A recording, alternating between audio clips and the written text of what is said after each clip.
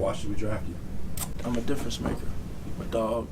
I've been able to submit myself in 2 prestigious programs. I think I've been able to I think people have found a way in both places to follow me. And I'm not going in this deal, going in these places saying, hey, come on, y'all gotta follow me, or, that's earned, that's not given. People leave because their peers let them. I don't know, for some odd reason, people follow me everywhere I've been. I can make every throw, make every play. I don't put a ceiling on how good I can be. Heard it here first. QB1 on the 1 of 32 podcast. Super Bowl champion Jalen Hurts. Doesn't he sound just like he did after he won the Super Bowl? Just very calm, cool, collected. Doesn't sound too high. Always keeps a monotone, and every word matters. It seems like no matter what happens, he's always cool, calm, and collective. He's always the same person no matter what situation that he's in. And I think that's one of the most valuable skill sets you can have as a quarterback now. As a leader, you got to be even keeled, man. Everything goes on you when things don't go well. Yeah, so what's up, everybody? It's your boy Dons, sitting here with my boy KP.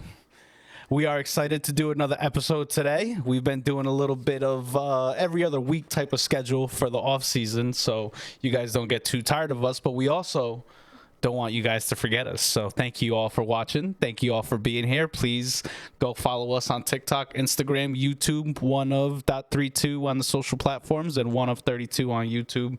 We appreciate everybody that comes in here.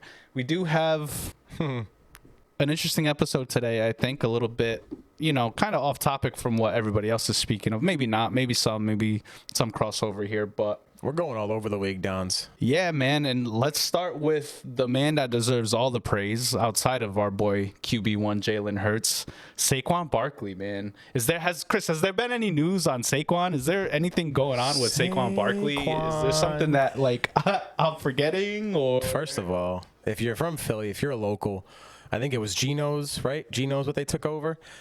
Absolutely transformed the building to a Saquon Madden cover cheesesteak. He's in there. There's videos of him cooking cheesesteaks, making cheesesteaks, passing them out to people. I say all that to say we finally have our Madden cover athlete, none other than our boy Saquon Barkley, the backwards hurdler. On the cover.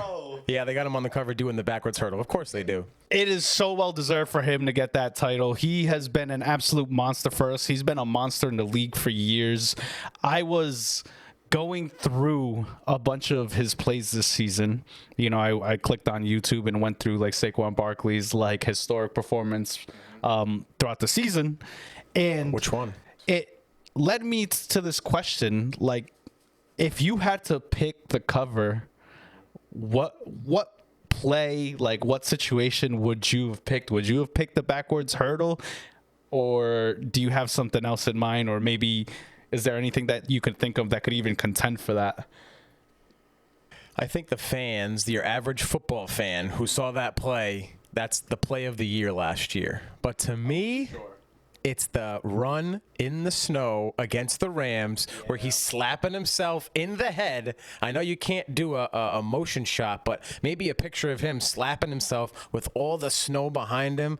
I mean, I get goosebumps watching that. It would be cool if what they did, because you know how they do always the opening scene in Madden, of it being the opening scene of him running in the playoffs and tapping his head, and then it's Madden, EA Sports, and then it switches to the Saquon hurdle over the Jacksonville Jaguar dude and then it's that poster, because I'm wondering if they're actually going to use that picture itself for the cover, or if that's just the clout they're getting to get people to pay attention. Yeah, they released some video of him, and he's on a harness. So when he jumps up, he sort of levitates for a minute. Spider-Man. Yeah. So at first I'm watching the video, because it's not easy to see the invisible line above his head.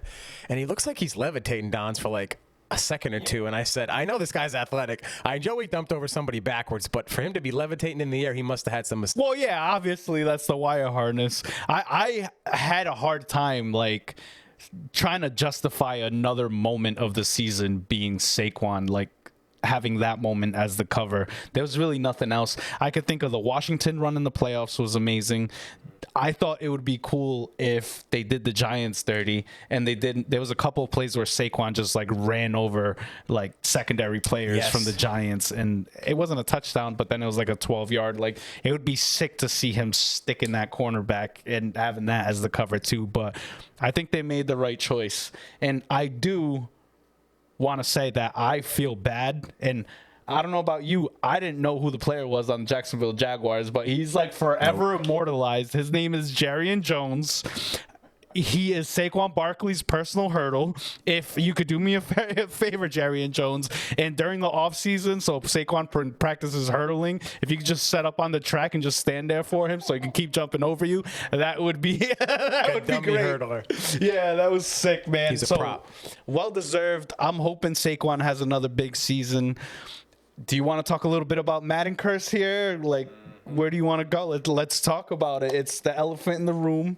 Notoriously and historically speaking, the year after anybody's on that Madden cover, they tend to have a pretty average to below average season. Do you believe, Chris, that Saquon's going to fall in that same trap? Or do you think he's going to be one of the first players ever to overcome that obstacle? Not only have players gone down in performance, some guys have hurt themselves injury-wise. So it's not as if all these guys the next year, they're just not as productive. Some of them, quite frankly, just get hurt. Quite frankly, they're injured. Yeah, and that's the thing that scares me. But this guy's like in such good shape. And I know Saquon has been injured in the past, but even the overusage that he got this year, like, think about all the runs that he had. There were a lot of runs where he wasn't even brought to the ground. So it's a lot different than like the Christian McCaffreys, who's, you know, going in and out of tackles, because Christian's a very slippery guy, and he's getting a lot of 3 yards, 4 yards, 6 yards, and then bam. Saquon's like, okay, 6 yards, 12 yards, touchdown. 6 yards, 12 yards, touchdown. Yeah, and he's usually delivering the blow. And let's face it, it's not like, not that you were, allegedly, in my mind, Peyton Hillis was definitely an HGH guy, no? Do you think? Peyton Hillis. I can't believe they put him on the cover. One question I had for you, Dons. Well deserved, though. He was amazing. He was a beast, but amazing. You know that this isn't a mandated regulatory where, like, Saquon was not told, it's not mandatory he had to do this, so he had the choice to turn it down. Yeah. I heard him talking about the record recently and how at first he didn't want the record, and then his father sort of talked to him about, hey man, your last name means a lot. If you're going to put our last name on that record book, you better go. Of course the dad says that. And then at the end he told Sirianni he didn't want to go after it. So I kind of tie that to, I know it's not as important, but somebody came to him from the NFL or from Madden and said, hey, what do you think about the cover? Some guys who are superstitious or a little stitious would say, you know what, I think we should give that to somebody else. I think Josh Allen was on the cover last year. His season ended with a Dalton Kincaid drop in the snow or in the rain. He still had a good season, though. Great season. I think he was the MVP, actually. So maybe Josh Allen already broke the Madden curse for our boy, so we don't have to deal with it. Well, think of that. I forgot that Josh Allen was on the cover. You know why, dude? It's because, like, most of the games that I buy now are just digital downloads. Mm-hmm. So I'm not really paying that much attention to what the cover looks like. But there was that cool video of Saquon getting interviewed, and they were asking him about, like, can you name, like, the last, like, 10, like, Madden covers? And, like, that dude just got it every single time, just nailed it. That made me feel like such a nerd, but also happy at the same time. Like, this dude's a Madden nerd just like I am. Yeah, Saquon's the man, dude. So congratulations on Saquon Barkley. Anything else you want to touch upon here? Do you want to roll into the 400? Well, I mean, it goes hand in hand, Don. So before we roll into it, there's not just one curse that Saquon's got to worry about. There are two big omens that'll be weighing on him and the Eagles this year. Let's get right into it. So, the curse of 400 carries. I didn't even know that this was a thing until you brought it up to me. Insert creepy, scary music here, right? Halloween or whatever sort of scary music. So, historically, The last running backs with 400 carries and or touches saw a significant decline in production the following year. I'm going to give you some examples. I want you to listen to the names of the players. I want you to pay attention to the age and the drop-off from where they were on their historic season and where they ended the next season. All right, let's do the damn thing. Number 1. Arian Foster. Let me just throw that name out there. Let's pause and give him his praise for 10 seconds, Dons. One of my favorite guys to love run. What so a beast. smooth. Reminds me of like the Paul Pierce of running backs. Just so He shot himself in the fourth quarter. Yeah. Shit his pants. Say that he needed an injury. If you're a Celtics fan or any sort of basketball fan on YouTube, Paul Pierce, wheelchair, and then look up the story. He at first claimed he was injured. We later found out he just number 2 to. Listen, I can't hate on the guy because I've been taking magnesium and it's been going right through me, uncoated, bro. And yesterday on my drive home from hanging out with Ryan, I swore all the Bloody Marys that I needed to make it home. And it was a close one, folks. It was a close one. Gross. I mean, the magnesium, I didn't know about that and the effects of it, Dons, but he certainly educated me on it today. But back to the carries, back to the production. Arian Foster gets his love. So, Arian Foster, age 27 season, went from the RB3 in 2012 to the RB45 the next season. So let me break that down a little bit. These numbers are based off of fantasy football.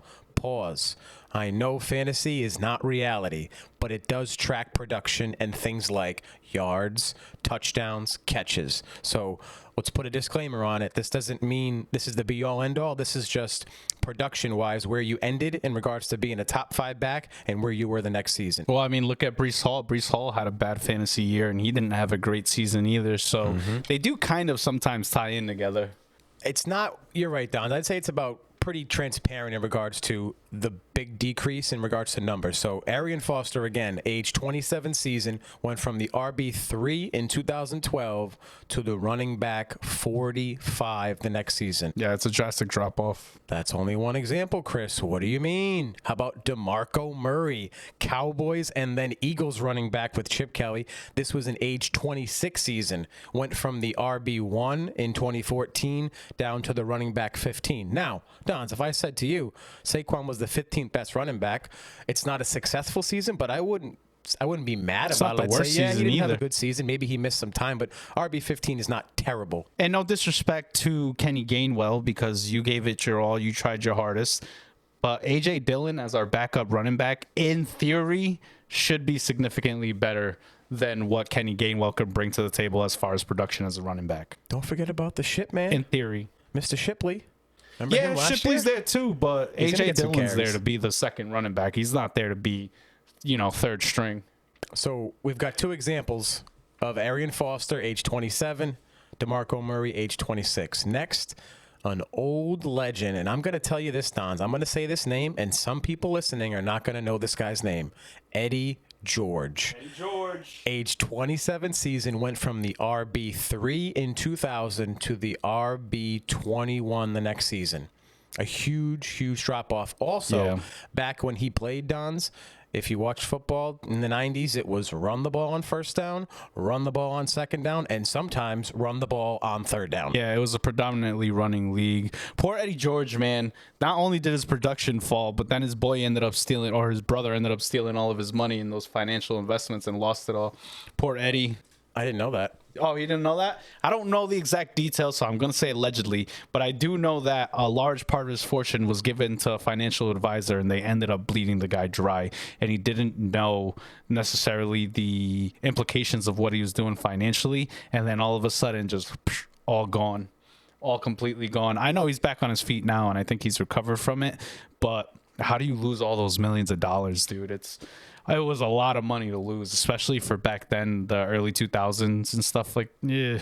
You know what else, Dons, is like compare what Eddie George probably made in his career to what Saquon or Christian McCaffrey or even Jahmyr Gibbs will make in their career. Yeah. I bet you it's double, triple, maybe even quadruple the amount of money. Yeah. But money also went a lot further back then too, though. But the one thing I will say about Eddie George is that the Tennessee Titans kind of had an outlier year that year. And he was mostly probably responsible for that. But that was the McNair years too, right? Where McNair was Rest in like peace. absolutely killing it. Yeah, rest in peace, McNair. So it wasn't, to me, the Eddie George thing wasn't like a huge shocker because the Titans weren't like that team that every single year perennially was a beast. But still, alarming drop off. The next guy, another legend. If you love football, you know this name, Sean Alexander. Age 28 season, went from, again, the RB1 in 2005 to the RB30. Huge decline in production downs. Big deal. Another guy who played an era where first down we're running the ball, second down we're probably going to run it again, and if it's 3rd and 3 or less, we're probably going to run it one more time. And this is back when a 230-pound linebacker was light as hell. Yes. Next guy, Larry Johnson from the Chiefs. Oh, boy. Age 27 season. He was one of my favorites. I can just see him jumping over the pile now. He was so good at that.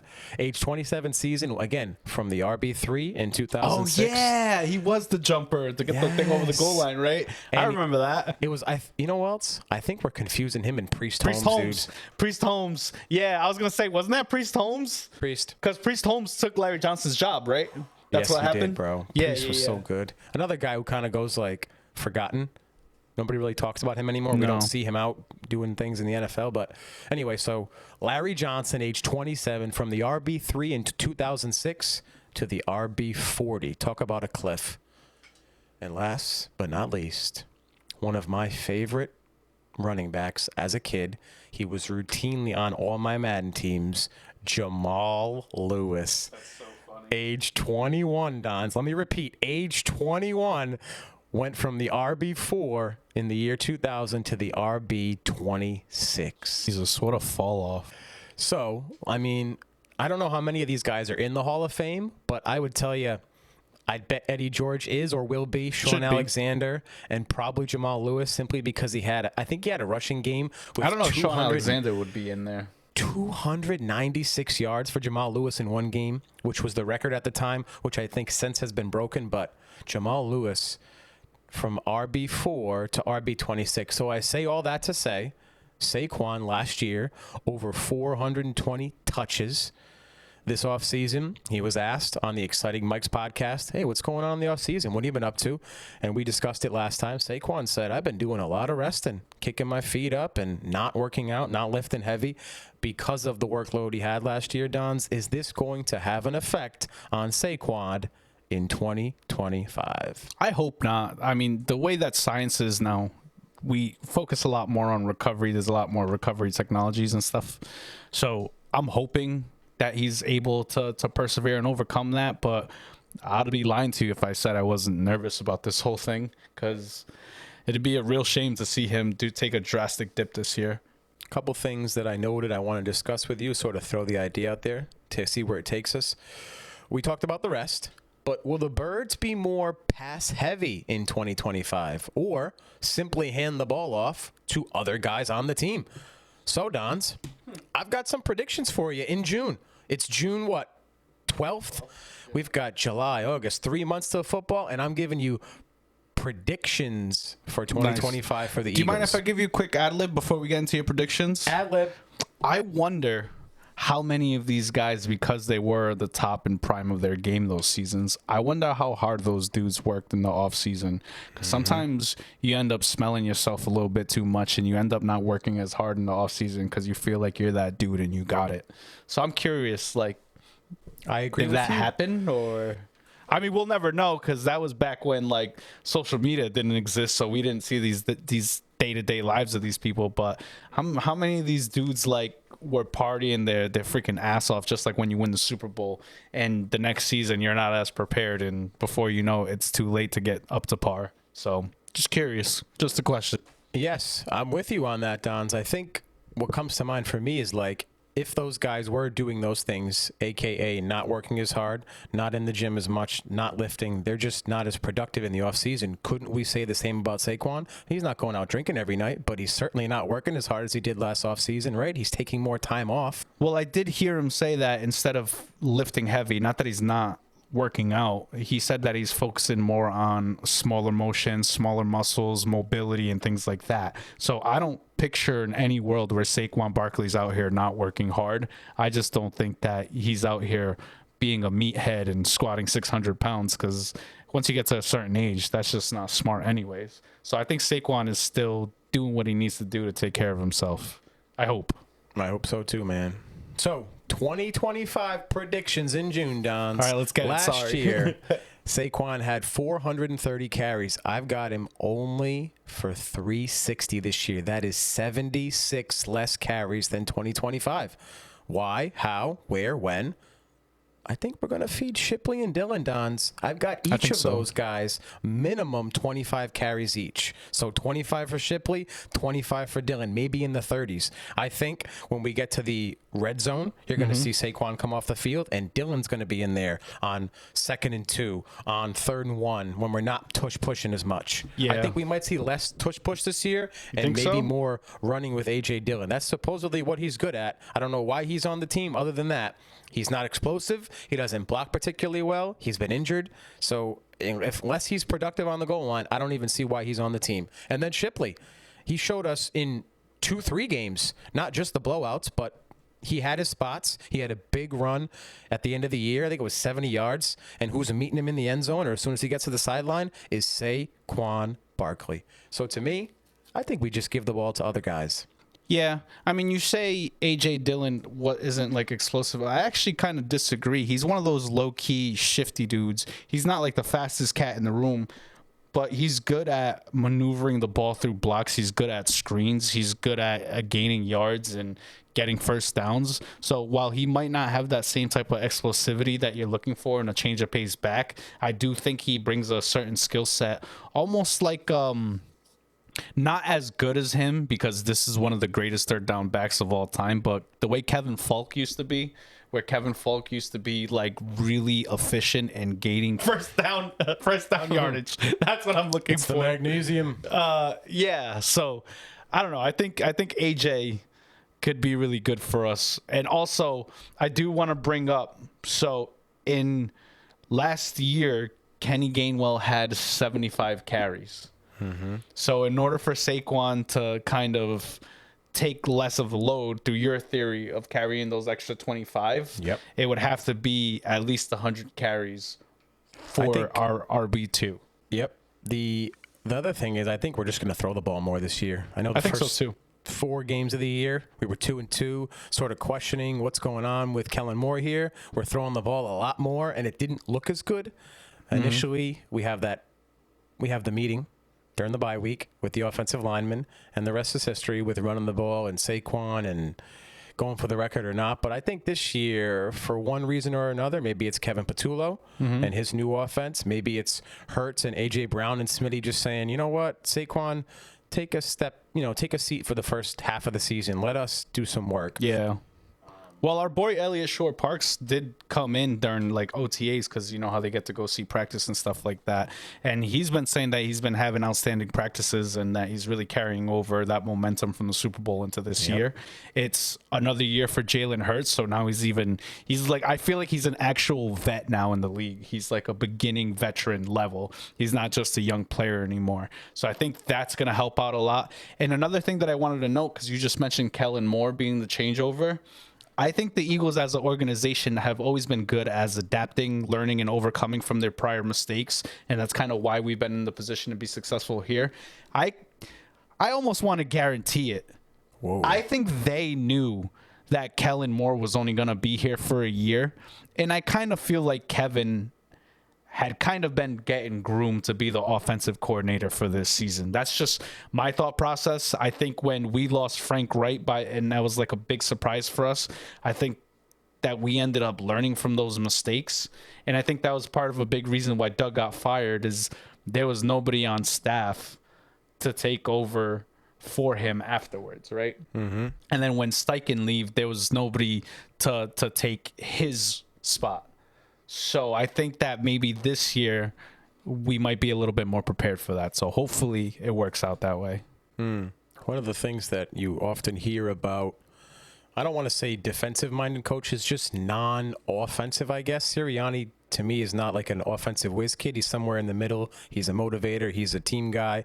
The problem with those is sometimes you cycle through offensive coordinators because they come in, they're successful, and somebody says, ooh, that guy could be a head coach from my team, i.e. Kellen Moore now with the Saints. So Kevin Patullo could be here for 2 years, and all of a sudden the Buffalo Bills are calling, or the New York Jets are calling, and he's out the door. So it's just something that, again, the GM and coach have to keep being aware of, getting ahead of it. And I have some concerns about Kevin Patullo. I'm sure we'll talk about them as we get closer to the season.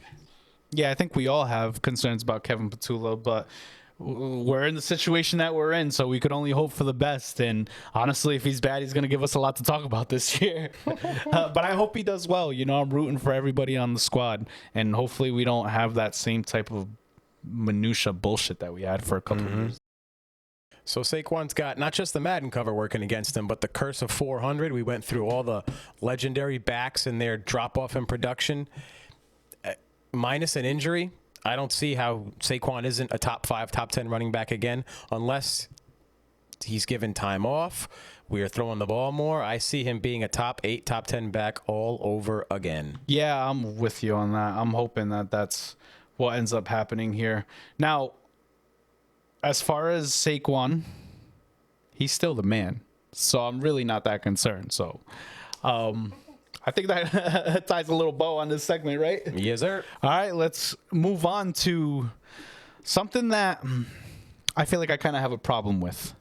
And Vic Fangio was asked, very short clip, very short question, thoughts on trading CJGJ.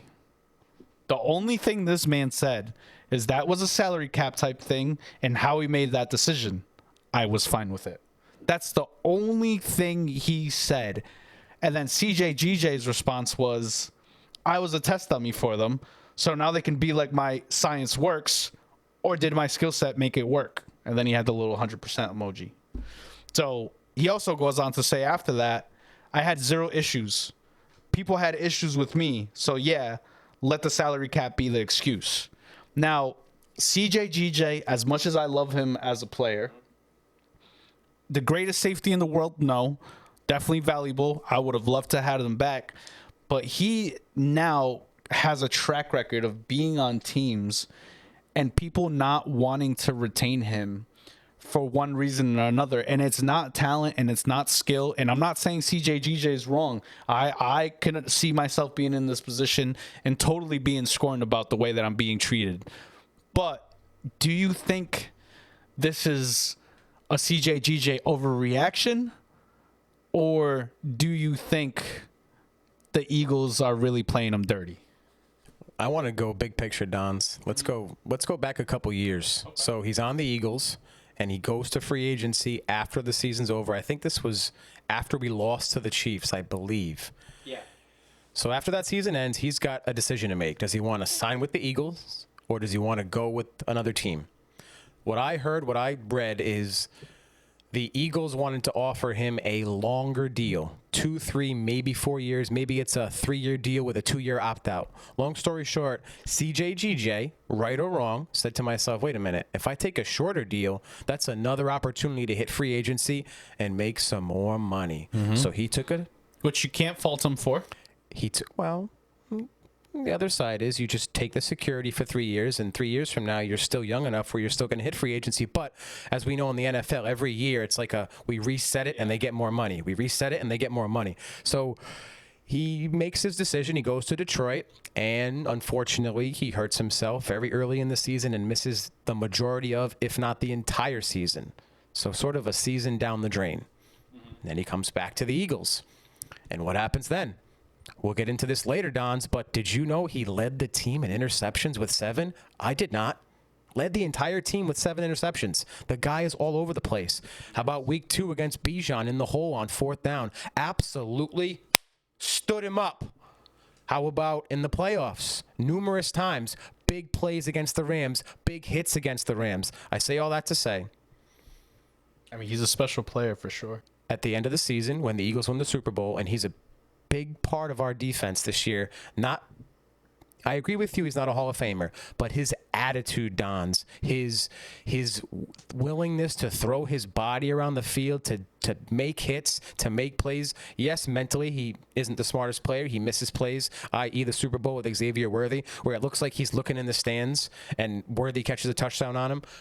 But to me, Dons, I think the Eagles made the right choice. They saw Well, that was what he was doing. they saw a player who was very volatile, who is not quiet about saying what he thinks on social media. And to be quite frank, it reminded me of the old New England Patriots way.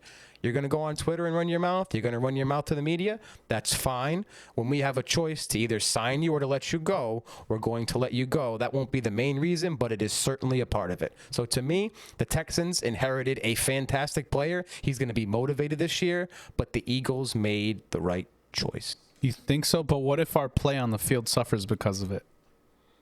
Because don't you think our, what's his name, Mbuka?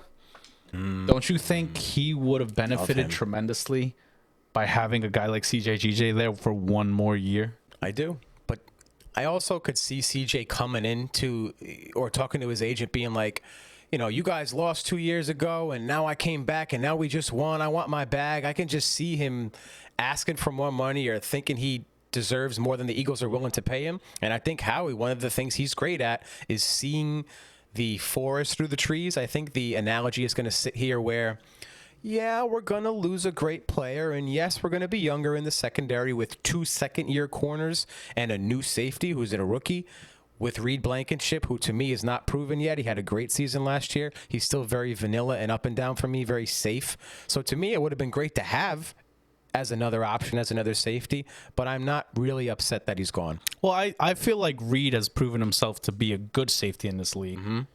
But is he a great safety? And I think that's time will tell here. I do like Reed, but I think he pairs up well with an explosive guy like CJGJ. So it is concerning. I'm excited for the young rookie from Texas. Yeah, I am too. But they're seeing McCullum, as of right now, might be the guy that's taking the starting reps there. So I don't know. But from all accounts, and I know the accounts are CJGJ's own words, but from all accounts, CJGJ wasn't looking for a contract that was going to break the bank. And apparently, from my interpretation of what I saw and what I've read and what I've heard of CJGJ talking, it seems like he was really coming in with a very team-friendly deal. Well, maybe it's just as simple as Vic Fangio saying, Bryce Huff, don't like him, get rid of him.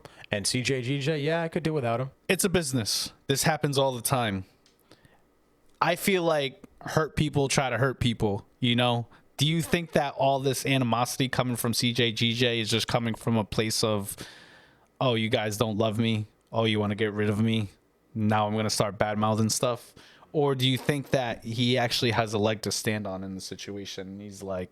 I think it's the first, Downs. I think he's butthurt, understandably so, thinking, wait a minute. I would be too. Yeah, we just won a Super Bowl. I was a big part of that. Led the team in interceptions. There's numerous plays he made where it ain't Both nobody times he else. was here too.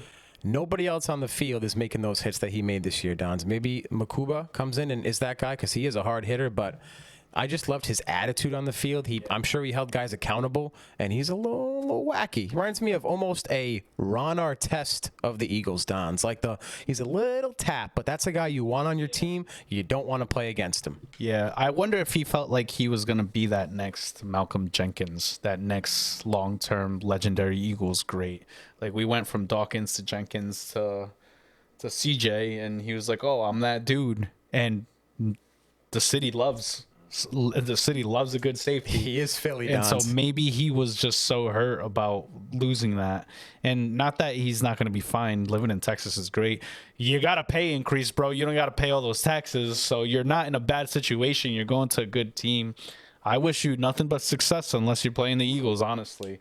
I got nothing but love for CJGJ. All this nonsense this is the shit the organization deals with. I would have loved to see them stay, even after all this fighting. So... especially the path. We talked about it a couple minutes ago, but from being on the team to leaving to coming back to the Eagles to have the redemption, just like Hurts did. Yeah. You know, that quote Hurts said in the ballroom the night before the Super Bowl, I left that motherfucker empty, or I left it hurt, or he just basically was like, man, I just felt so deflated after that game. I want to get it back. So I'm sure CJ had that same sort of mentality. He's got a ring now. Now he can go earn his money with the Texans. Damn, I had something clever to say, but I forgot. I should have kept it shorter. Like, this is another thing that I wanted to say. I don't think Vic Fangio is being a dick here at all.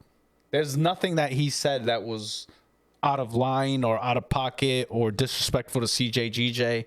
It's really not his decision if the player's going to stick overall. You could just give his opinion, but maybe his opinion was to, hey, time to move on. And unfortunately, that's the league, man. So Vic's very old school too. Like, I could just see him and CJ not really getting along. yeah, so good luck, CJ. Shall we roll on to Dons. our next subject? It's time. Now, we say it's time, but I actually want to break this up a little bit, if you don't mind here. And this is a little ad lib. And I do want to come in with this just in with Don's segment here. Perfect. It's been something that's been kind of crawling up my ass a little bit lately. And it's a community that has always had its issues, but mostly it's been united. And as of late, I just see it becoming even more and more of a cesspool than it ever has before. And what I'm talking about, of course, because it's something that I love to do, it's one of my most favorite hobbies. You like it too, but probably not at the same level that I do. It's gaming. And playing video games online and interacting with new people. And I just have to say, in this segment of This Just In with Dons, I am getting so sick and tired of the attitude that people are bringing to the table when it comes to the way that they treat people playing video games. This incelly behavior, and yeah, I'm gonna throw an insult out there. Maybe it's not helping the cause. This like, you're terrible, you're the worst, go jump off a bridge, you're garbage, who do you think you are you serious?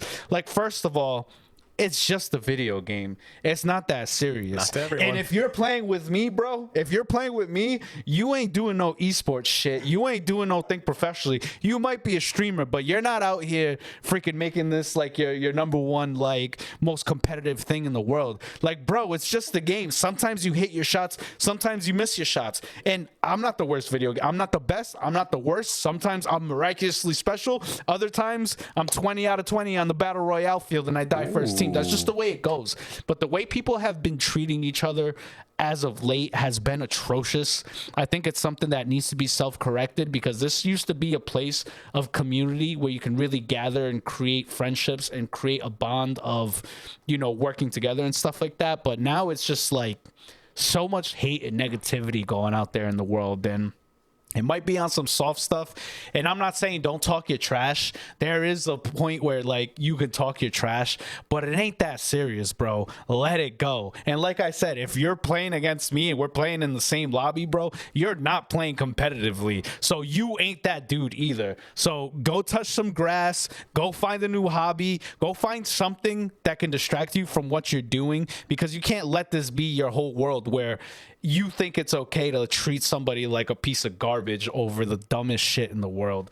And these are the same people that are like, oh, look at the people in power. I would do things, I'd do so much better. I'd treat people so much better. But here you are playing a video game for 20 minutes and you treat the person that you're talking to like shit. So This Just In with Don's gaming community, you need to do better. You know you do. It is fun to talk trash. It is fun to talk smack, but there's a line there, bro. You're kind of crossing it a little bit too much. And honestly, it's that behind the keyboard warrior type shit where if we were in person, I guarantee you wouldn't be talking to me like that, and I guarantee you wouldn't be talking to most people like that. And if sometimes you're talking to like a 12-year-old kid like that, like, what the hell is wrong with you? Grow up, just do better. So that wraps up my This Just In with Don's, because it's been crawling on my ass, and I guess it just sparked the plug here. Don's, I couldn't agree with you more. It just reminds me of people on Twitter, people on the internet. Just Twitter confidence, Twitter anger. It's gross.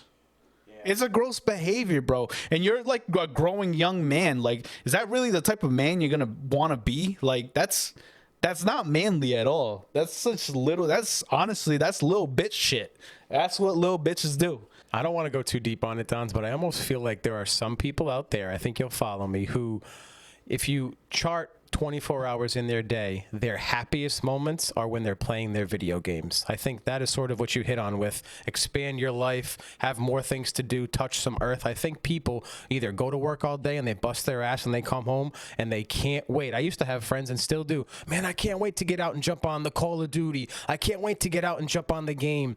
And then when you're on the game, you're in such a high, you just turn into a different person. Yeah. So no excuses. Play like a champion. Be kind to people, man. Go kiss a boy. Go kiss a girl, dude. Go Or a have plant. fun. Or an Like, animal. Go talk to somebody. Go out with your friends. Go play some sports. Go for a walk. Do something. Just do something with yourself. Just be better. Just You know be what better. else, Dons? How about you play a game with your friends where you and me are both playing, or you and your buddies are playing, and we're on the same team trying to strategize. We're not yelling at each other. We're helping, supporting each other. Hey, you know Well, what I we're mean? definitely yelling at each other, but it's all in fun good- jest. yeah, we're trying you to know what I win. mean? Yes. I'll be like, I play with Hove all the time, and I'm like, bro, like that was terrible. And he's like, yeah, man, I'm just off. And then we laugh about it, and then we're like, so what? Who cares? Because I get amped up, bro. I get like, oh man, what the hell? You couldn't clutch that, bro? Damn. But then like 10 seconds later, you're like, I mean, who cares? It was just a game. He's like, oh yeah, my bad. And I'm like, dude, I don't give a shit. It is what it is. It's whatever. And he's the same way with me. If he ever gets mad at me over something or calls me out on something, like you take it on the chin and you just move on. Like you don't have to be a snowflake and hold people's hands and stuff, but damn, man, like it's getting to the point where I just mute the other people if I'm playing up by myself online. I just mute everybody else because why the hell do you want to be listening to that anyway? Reminds me of a friend. We've all had a friend or had a friend, hopefully had a friend, that every time you talk to them, Dons, they just got something negative to say. Complaining You're about looking this. at him. Bitching. No. I don't mean you. I just mean like, there's one friend that comes to mind. I haven't talked to him in a little bit, but man, every time I talk to this guy, it's negativity, it's drama, it's complaining. Shout out to, It is exhausting. I'm not going to name this person, but the quote is more or less, do you want drainers in your life or do you want gainers in your life? I want way more gainers. And some people who are just negative, Dons, you got to get rid of them. And that's Cut 'em why out I'm of your fat, life. because I'm a gainer. I just keep eating and gaining. One last thing about the game that came to mind is you have watched, just like I have, professional gamers, Dons. How often do you see the best of the best, who not only are they the best, there's probably money on the line, lose their shit, flip out, swear, curse? To me, it's very few and far between. You see the professionals acting even better, even though there's more on the line. I have seen those guys like slam their remotes and break their shit, but then they go shake the other person's hand and then they go be pissed off. Like, it's okay to be pissed off. It's okay to throw a tantrum sometimes. Sometimes, not all the times. But I don't know. Yeah, let's move on from here. That was well done, Dons. Well done. Really, that was good, man. Insert golf clap right now. I want to go golfing soon. I'd love to go golfing soon. We should, honestly. We keep talking about I it. gotta scratch my itch, bro. It's been a long time. Shout out my boy Lozo. We talk about going golfing. I got to take you up on it. We're going to go golfing someday. Someday soon. All right, let's move on to our next little segment here, bro, which to us, the power rankings, PFF's offensive tackle power rankings came in. And to my surprise, I don't know about yours, I'm going to tell you the top 5 tackles that were listed in the league. Top five. Number 1, and I know you've seen it, so I'm not going to ask you to guess. Fan favorite, the team that you love, Jordan Mailata at number 1 for the Surprising. Philadelphia Eagles. A little surprising to me. Very surprising to me. Number 2, and let me just go down the list and then we'll react. You got Tristan Wirfs from the Tampa Bay Buccaneers. Number 3, Rashawn Slater from the Chargers. Number 4, Trent Williams from the 49ers. And at number 5, and this is where I'll start ad-libbing, probably, in my opinion, the best to almost ever do it. Top 3 of all time. Yep. Right tackle. Lane Johnson at number 5. Now, I look at this list. It's great to have 2 Eagles listed on your top 5, but to not have Lane Johnson at number 1 and to have Jordan Mailata at number 1, no disrespect to you, Jordan. I think you're great, I do not think you're number one, though. I think this is one of those fan favorite, like, you're good in front of the camera. You're a great, awesome story. You're also promoting yourself in another country to help get viewers. And you being number one is sexy and more attractive. And they could be proud of that as a nation. Maybe it brings them into the NFL. Maybe this is what this play is. But for Lane Johnson to not be over Jordan Mailata, even if he's not listed at number one, which I think he rightfully deserves, I think is criminal. I think Jordan has that ceiling, and being top 5 is nothing to sniff at. But it pissed me off. How'd you feel about it? I definitely wasn't happy about it. The only thing I can say to defend these PFF guys is they are the ultimate football nerds, Dons. They watch every single play, every single game. The only thing I can think of is maybe, I mean, you're an offensive lineman, so you're maybe more keen to this than I am, but maybe this wasn't as great of a season for Lane. Maybe he gave up more pressures. I can remember him being a little bit injured, a little bit limpy with the knee maybe. Maybe he just wasn't as good. He's still elite, but he is getting up there in age. We talked about him maybe retiring either last year, maybe in the future. That did since go away since I think he re-signed a deal, but he's getting up there in age. Maybe just by the numbers based on, you know, pressures average per game or rush time where the quarterback was touched. There's so many of these weird football nerd numbers that maybe Mailata was so dominant that nobody got close to Hurts on his side. So the only thing I could say is these guys are football nerds. Yeah, they are football nerds, but nah, I kind of am too when it comes to watching the Eagles offensive line. I love that shit. And I watched every single Eagles game very closely, sometimes more than one time. And I will tell you, I, just off of memory, have seen Jordan Mailata mess up over these past 2 years way more often than I've seen Lane Johnson mess up. And while it maybe wasn't as perfect of a season as Lane usually has, I still, from my eye test and what I've seen, I still thought Lane Johnson was so much better than Jordan Mailata. There were so many times where Jordan Mailata just didn't get his feet set fast enough and the DN kind of crashed in too much. And because we have Jalen Hurts, he ends up escaping and not letting the sack up. So I disagree with this PFF. I think you're so wrong. I think you're so wrong on this. I love me some Tristan Wirfs. I love me some Rashawn Slater, but they haven't been doing it. This is a one-year ranking, though. I'm with you, Dons, but it's almost like those guys could have had a better year than Lane. I mean, I don't really know, but I don't think so. If it's a career thing, a lifetime achievement award, this list is awful. I can't be confident saying that I know for sure that Lane was better than Tristan Wirfs this year. I'm just not. Can I tell you, the last time Lane Johnson has allowed a sack in the NFL was Week 11 of the 2020 football season. Week 11 of the 2020 season. Nuts, that's insane. And I don't have fast enough fingers, but win-loss record, right? Oh, yes. The Eagles record with and without him is very, very different, dude. See if I can find it, too. They're 102-55-1 record with Lane Johnson playing in football games. That is an insane stat. Insane stat. You're right, Dons. And I think what that also says is the drop off from the first string to the second string when it comes to tackle and who you're facing, primarily some of the biggest, fastest dancing bears in the NFL, dudes who will just physically move you out of the way. So the backup probably not as good as Lane, but the difference in the stats and the wins is alarming. Yeah, it really is. Sorry, everybody. We had technical difficulties. The thing's being really weird. But anyways, so what we proposed to ourselves here and having this conversation, I know we kind of jumped ahead, did the PFF, is to compare Jordan and Lane's combination versus the other tackles in the league.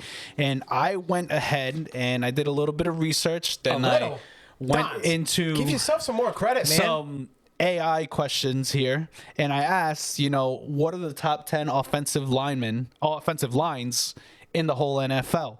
And so I got a list of 1 through 10, and what it ended up spitting out and giving me, and this is from top to bottom, it gave me the Ravens, Broncos, Eagles at number 3, Tampa, Lions, Washington, Green Bay, Kansas City, Bills, and the Cardinals.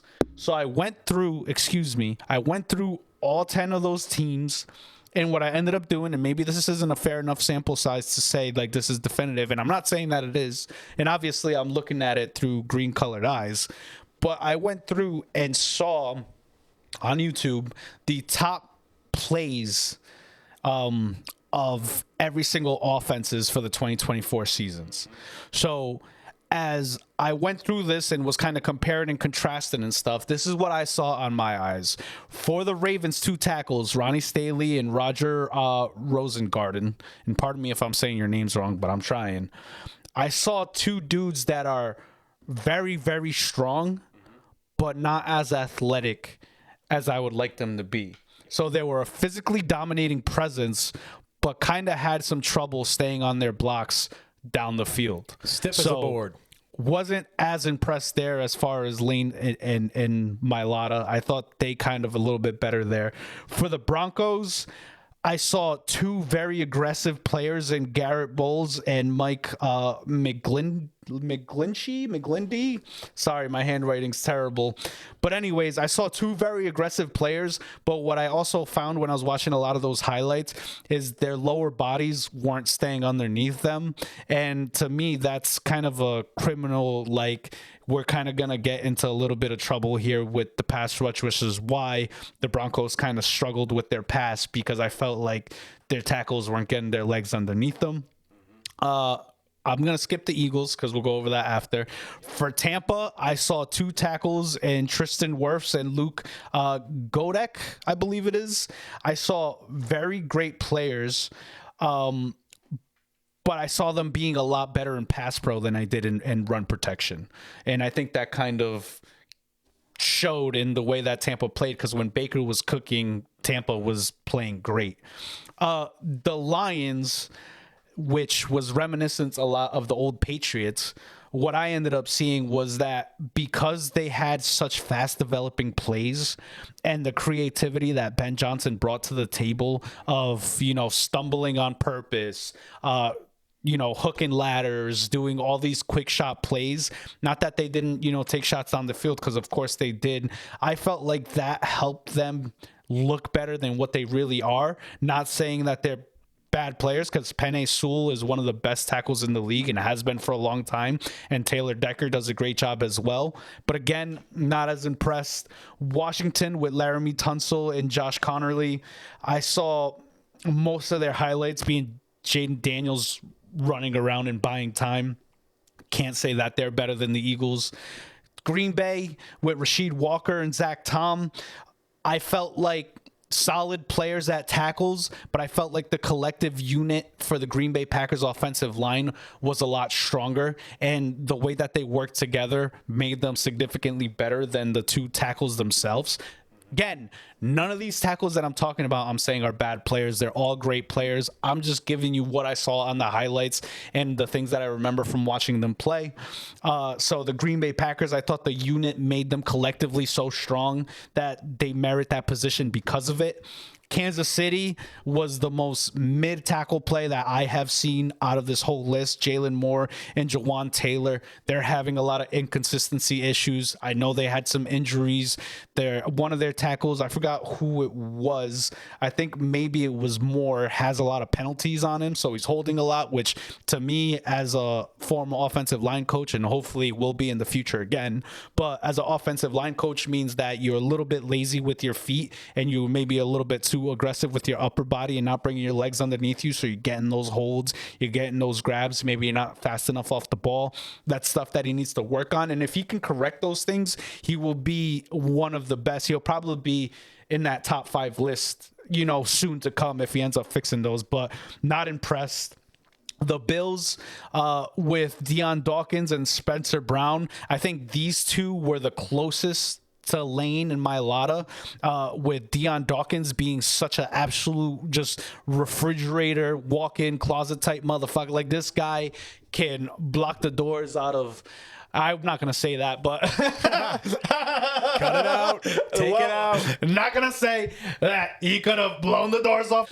I'll cut those. But Cut it out. What a beast Deion Dawkins is. And Spencer Brown, great like Lane Johnson type player. Very physical. I thought that they deserved to be way higher on this list based off of what I was seeing. And with Arizona, very similar again to the Green Bay Packers. Very well balanced tackles in Jonah Williams and Paris Johnson Jr. But I didn't see the physically dominating attributes that you would like to see in star tackles. Again, very good players, very athletic, a little bit looked like they played like they were lighter in the pants, so they need to get a little bit more aggressive. But out of that 10 list, like none of these guys are touching Lane Johnson and Mailata. I just think these guys run like gazelles. They hit like freight trucks. They're constantly being the staples of success in the league. When Lane Johnson plays, we have like a 90-something+% win rate. When Jordan Mailata's in the game, like we almost allow no sacks. And to those that watch, Jalen Hurts isn't really the like let me run and be miraculously special breaking out of tackles and stuff like that. Not that he can't break a tackle, but Jalen's much more of a rollout and throw or stay in the pocket type guy climber. Yeah.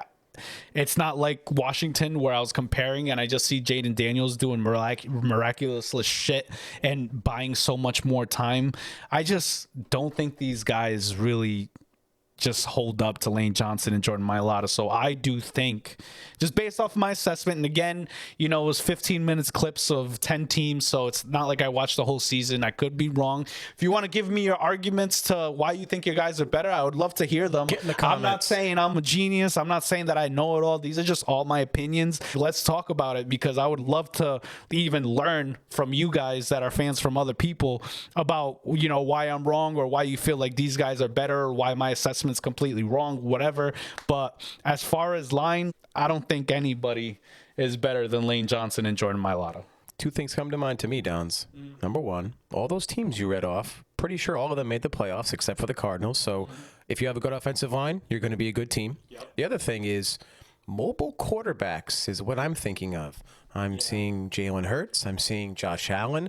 I'm seeing Bo Nix. I'm seeing Kyler Murray. When you have a mobile quarterback, yes, when you have a mobile quarterback and the greatest defensive coordinator, maybe second to Bill Belichick, but Spagnuolo from the Chiefs was just on with Jason and Travis Kelce, giving credit to Jalen Hurts and overall mobile quarterbacks and what it does to a defense and kind of how it puts you in a bind of, man, we can't overcommit to this guy. He's going to run up the middle for 15. And if you watch the Super Bowl, Jalen Hurts time and time again, whether it was third down or not, if there's a little hole in that defensive line or you over pursue on the edges, he's going to find those gaps and find his way. So to me, if you have a mobile quarterback, it's certainly going to help your offensive line, and we saw a lot of mobile quarterbacks on your list, Dons. The only team that doesn't have a mobile quarterback here are the Lions with Jared Goff. That's the only team, and I do think that the tackles of the Lions should be a little bit higher on this list. I don't think they should be listed at number 5, but irregardless, all these guys are great players. They're all balling the hell out. They're doing their thing. I mean, do you think that somebody should not belong there maybe? Do you feel like there's another team like honorable mention or anything like that? Let's see. I'll give you one right now, Dons. The Chicago Bears spent the offseason upgrading their offensive line. I think if you make this list next year, the Chicago Bears will be on this list with the addition of Joe Thuney, ex-Patriot, ex-Chief. I mean, don't watch the Super Bowl because Josh Sweat and Milton Williams and all these guys started standing him up when they put him at tackle. But if he goes to guard where he should be, Thuney should certainly help Chicago. And they signed another guy, I believe, a center. So I think Caleb Williams of the Chicago Bears could end up on this list. You love next the Bears. Season. I just love Caleb. That's why. It's not really about the Bears. So yeah, that's what I got here. Dons went nerd on us in the trenches. I did a little bit. I wish I had a little bit more time to prep before we recorded today, but that's my own fault for being a procrastinator, because I would have loved to have gotten like at least an hour or half hour on each team and really gotten to actually break down film, but a lot more. But anyways. Hey, we've got all July and all August, Dons. Yeah, I want to bring a little bit more offensive line stuff to the show because I feel like it's a very underappreciated position. These guys aren't as famous, and not that I'm going to get them famous or anything like that, but dude, I just love offensive line play. It is my passion in life. I love it so much. That's how I watch the game, is through the offensive line first. Depending on which way they're protecting, who they're doubling, what their steps are. Like, I always can kind of draw out what offensive scheme or plan or play is going to happen just based off of the first like 3 steps of the offensive line, which is a lot of fun for me. So, you know what else sounds to me? If you are a football fan, okay, whatever team, and you know the names of the offensive linemen, you're a real fan. yeah, You're a real fan. Yeah, like, you're beyond the level of, like, of course we know the Jalen Hurts, we know the Josh Allen, we know the quarterbacks, we know the running backs. If you know the names of your offensive linemen, you are a true fan. yeah. Yo, let me kick this in because this stat just popped up from Lane Johnson. So the Eagles have a record of 70, 31, and 1 with Johnson in, and 10 and 22 without him. So talk about a big difference. 4th pick overall. Shout out to Chip Kelly. Thank you very much, Mr. Chip. Best thing he's ever done. Yeah. All right. What's next on the agenda, Christopher? So we initially had storylines of what had happened in the NFL that week, and we had a little bit of, I don't know if it's breaking news, because it seemed like if you've been following the story, it kind of seemed like this is the only place he could end up. But the golden child, Aaron Rodgers, ends up with the Steelers. He is now matched up with Mike Tomlin.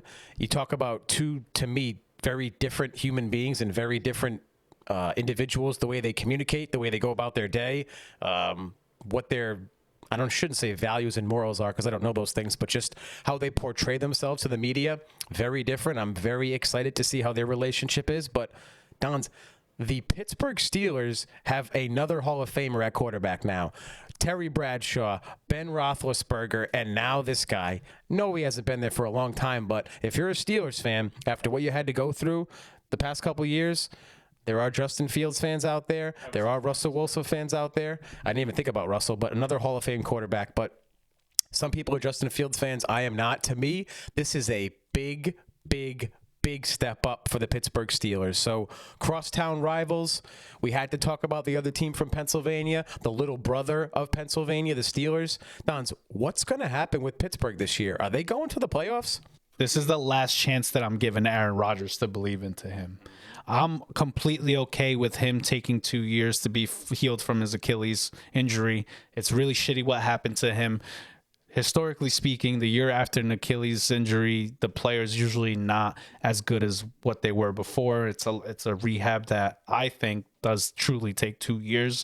So I think Aaron Rodgers still has a little bit of gas left in their tank, but I'm not as optimistic in saying like this is the Green Bay Packers Aaron Rodgers that's coming to the table.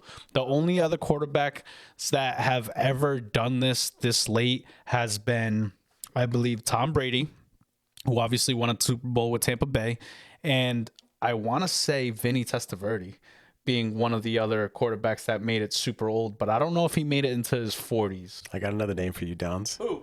Okay. Growing up, you're a Pats fan. Who did you hate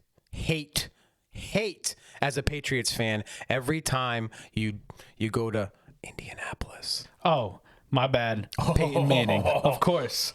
Peyton Manning and the Denver Broncos. But even he, like not even like Tom Brady. Like Tom Brady left still being good. Peyton Manning's last 2 years were atrocious. Very different, very bad neck injury. So I'm not hating on Peyton Manning. Steroids. One of the best of all time to ever do it.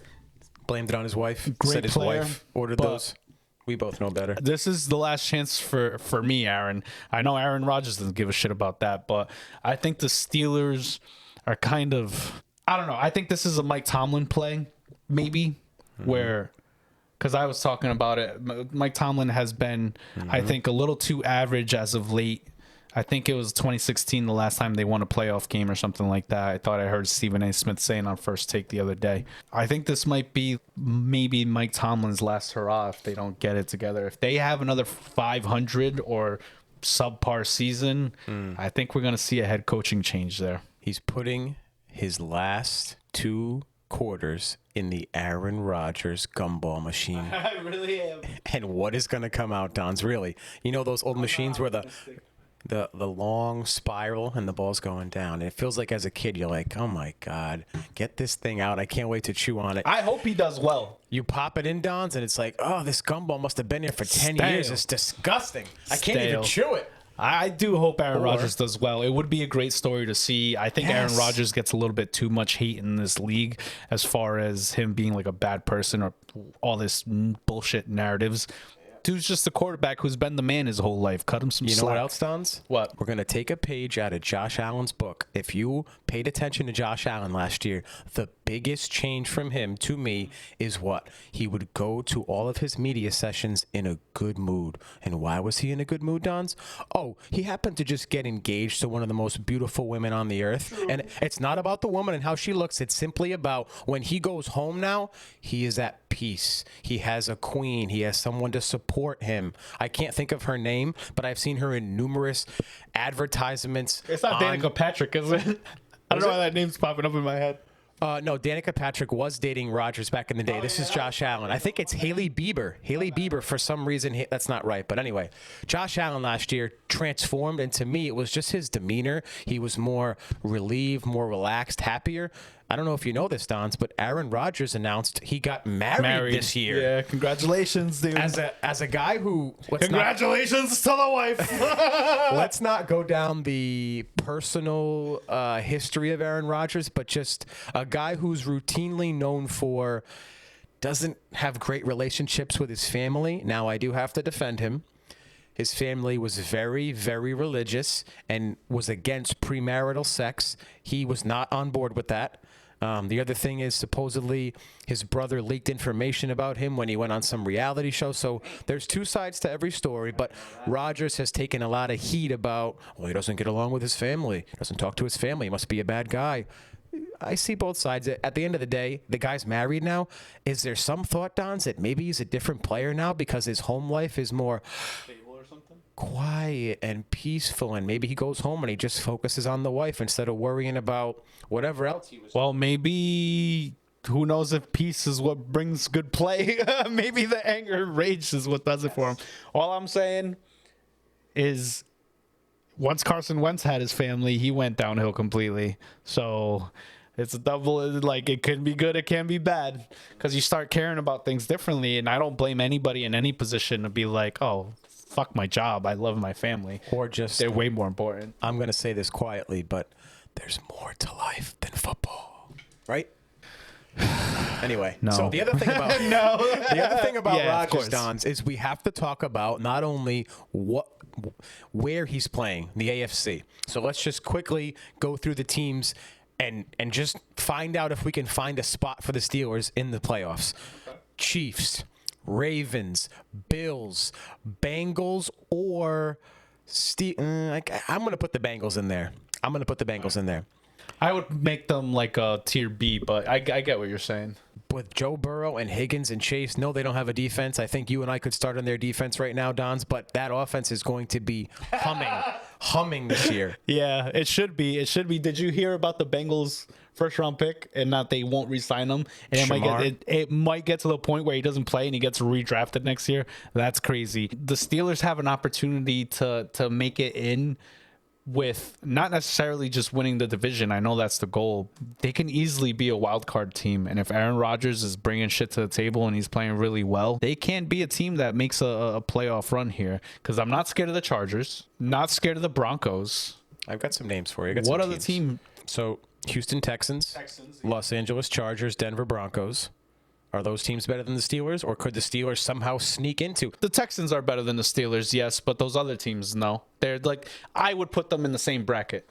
My point being, like, I could see every year, I don't know what the exact number is, it's about 40 to 50% of the teams that make the playoffs do not make it the next year. It's not as if every year we get the same teams year after year. You're telling me the Houston Texans couldn't take a step back with C.J. Stroud supposedly shoulder pain right now? Anthony Richardson in Indianapolis is not the only guy with shoulder pain? Not impressed by Richardson. But to me, I am not sold. Well, Daniel Jones is on the roster, so let's just throw that name at Giants fans again. Anyway, another reason why I'm not sold on Richardson. And Daniel Jones, I think, has the opportunity to be a better player this year with the Colts than I think Anthony Richardson could possibly be. I don't want to get lost in other teams while we're talking about the Steelers, but Dons, I didn't realize it, or I just kind of forgot. The Steelers made the playoffs last year. I know. With Russell Wilson.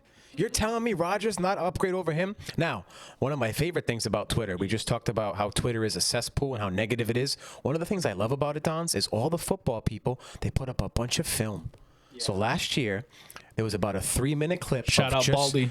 Of just Rodgers dropping back and throwing the ball. Dons, I tell you right now, he still got it.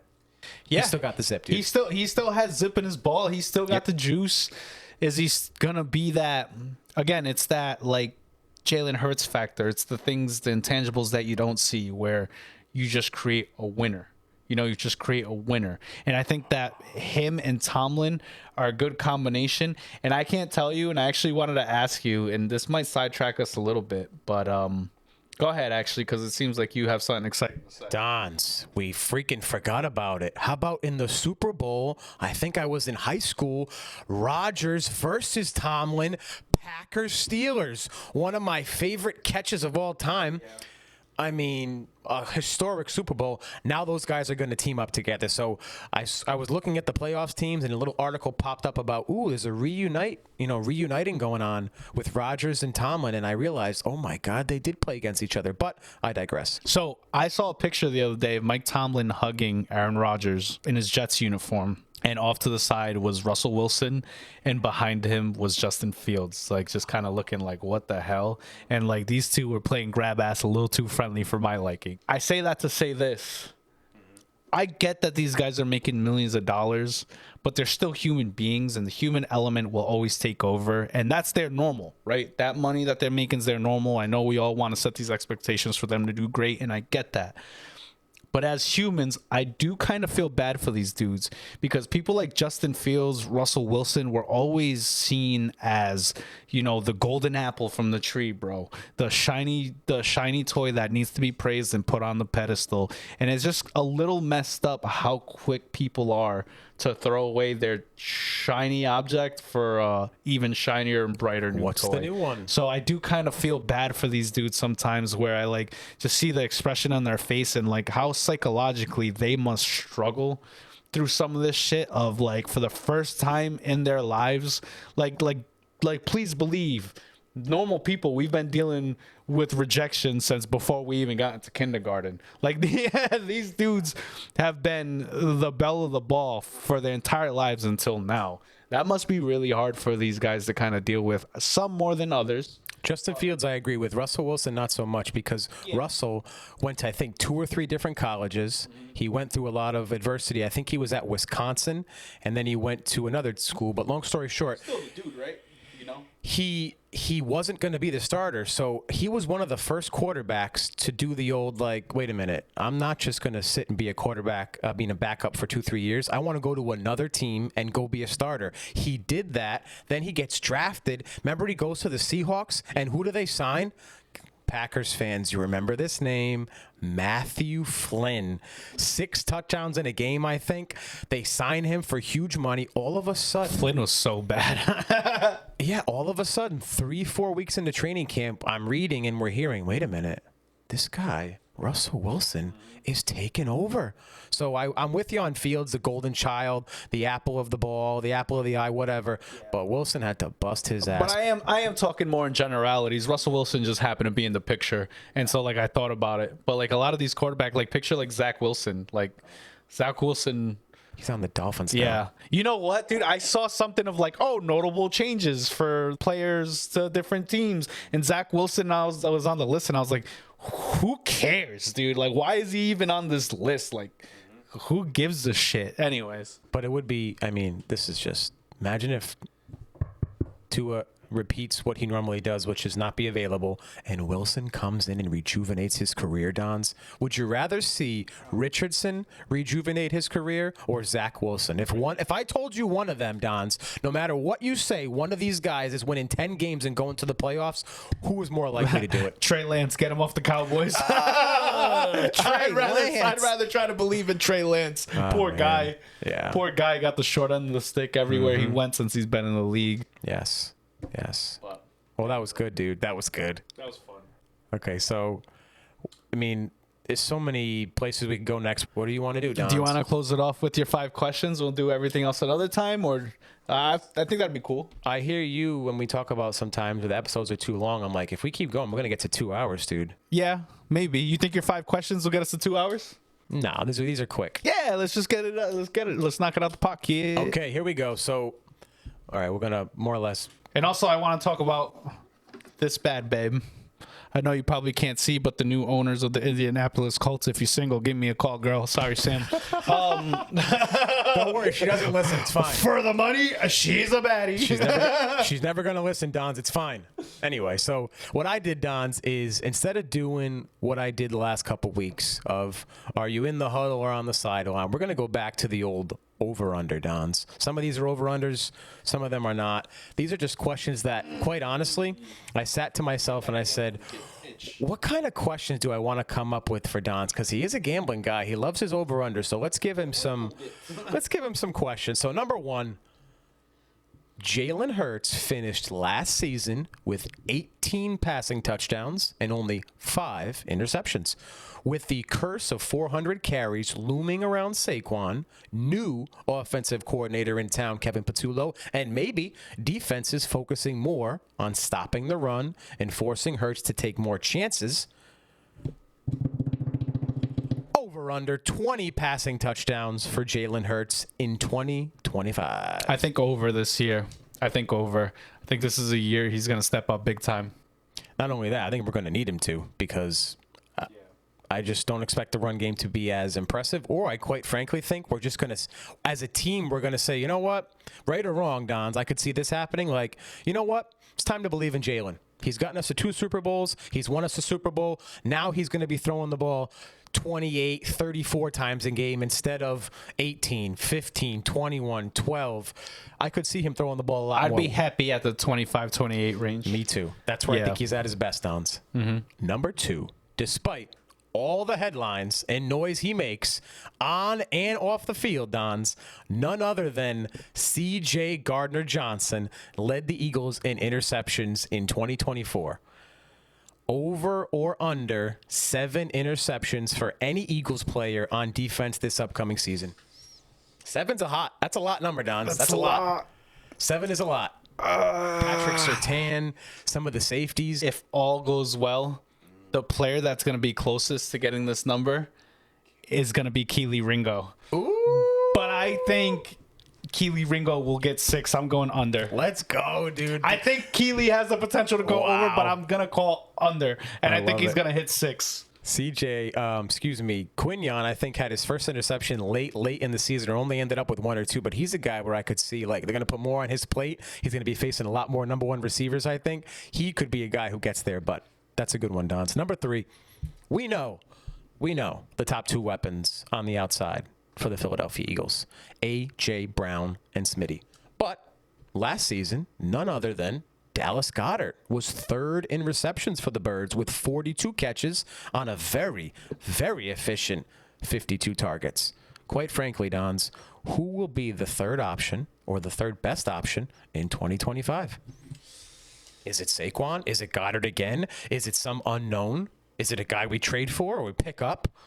You know who I think it's going to be? I don't think we need anybody. I think Jahan Dotson rocking the new number 2 number for the Philadelphia Eagles is going to step up. I think him having a full training camp this season is going to be a big deal.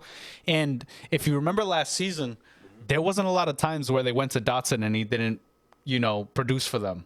There was a lot of the times where either the ball wasn't catchable or Jahan Dotson caught the ball. I don't recollect the moment where he let us down. I think this is going to be a big the biggest, the baddest, the most, quite frankly, orange catch reception for Jahan Dotson that he will see this season.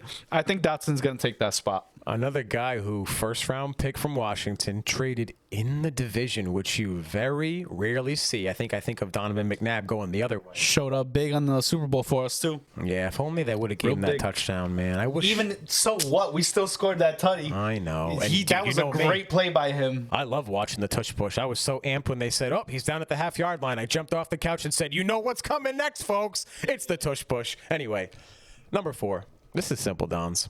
Let me start with a statement or a little story here. The last team to repeat as division winner in the NFC East was none other than the Birds. Back in not 2024, not 2014, 2004. We're talking over 20 years. There has not been a repeat division winner.